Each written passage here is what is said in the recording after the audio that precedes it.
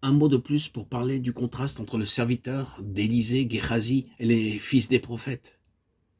Géhazi est un triste personnage. Vous vous rappelez les divers incidents lors de son association avec ce grand homme de Dieu qu'était Élisée? Géhazi représente l'association du professionnel avec le témoignage.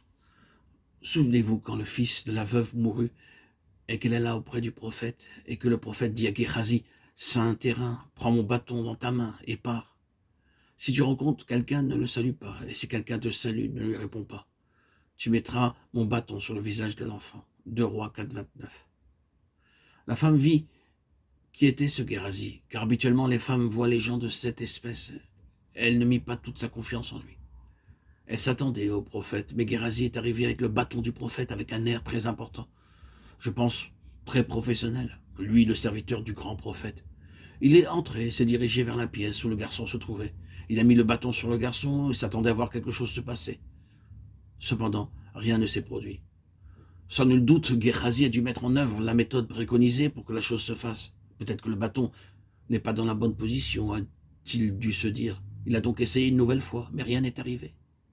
Pour finir, il a dû admettre son incapacité et repartir en confessant son échec.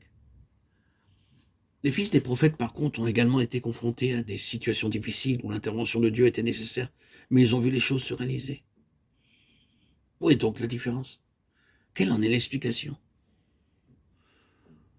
Je pense que nous la trouvons dans ceci. Vous vous rappelez, quand le Seigneur redescendit de la montagne de la transfiguration, il a trouvé certains de ses disciples avec un pauvre père qui leur avait amené son fils pour qu'il soit guéri. Et le père a dit au Seigneur, je l'ai amené à tes disciples et ils n'ont pas pu le guérir. Matthieu 17, 16. Ensuite, les disciples ont demandé au Seigneur pourquoi n'avons-nous pas pu le mettre dehors en parlant du démon. Bien, vous vous rappelez comment Géhazi a fini? Il avait vu le miracle dont Naaman avait été l'objet. Celui-ci, se voyant guéri de sa lèpre, a voulu faire un présent au prophète et le prophète l'a refusé. Mais Géhazi était gouverné par des intérêts personnels. Et il est allé auprès de Naaman et en inventant une histoire, il a obtenu le présent. Quand il est revenu, son maître lui a dit, mon esprit n'était pas absent lorsque cet homme a quitté son char pour venir à ta rencontre. La lèpre de Naaman s'attachera à toi. 2 Rois 5, 26, 27. Géhazi est devenu lépreux. Maintenant, et c'est une chose très solennelle de rapporter cela au Nouveau Testament. Mais vous voyez Simon-Pierre dans cette cour reniant son Seigneur 3 fois avec des serments et des malédictions. Que signifie tout cela? C'est étroitement associé avec le Seigneur même de la vie, le prince de la vie, et pour Pierre comme pour d'autres disciples durant tout le temps de cette association avec Jésus, vous pouvez déceler des intérêts personnels.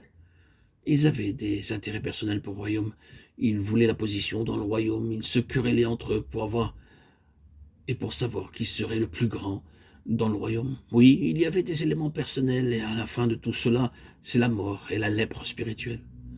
Tout ce qui est personnel, professionnel dans le domaine de notre association avec le Seigneur va se terminer par notre défaite.